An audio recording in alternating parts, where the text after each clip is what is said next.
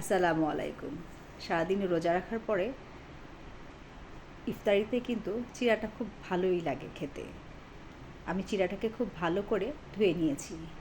কয়েকবার পরিষ্কার পানিতে খুব ভালো করে ধুয়ে নেব। এখন আমি এখানে গরম পানি দিয়ে চিড়াটাকে ভিজিয়ে রাখব 10 মিনিটের জন্য। 10 মিনিট পর ফিরে এসে দেখুন আমার চিড়াটা কী সুন্দর ভিজে গেছে। আমি এখানে 2 চামচ পাউডার দুধ দেব। আমি 2 টেবিল চামচ দিয়েছি। আপনারা চাইলে এখানে মিষ্টি দইও ব্যবহার করতে পারেন।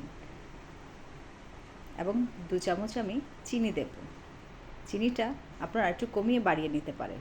কিছু ফল কেটে দিব, আমি এখানে শুধু কলা দিয়েছি।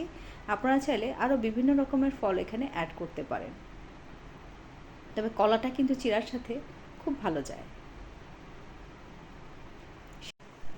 ভিডিওটি যদি ভালো লাগে অবশ্যই লাইক এবং কমেন্টস করবেন, পাশে থাকবেন। আল্লাহ হাফেজ।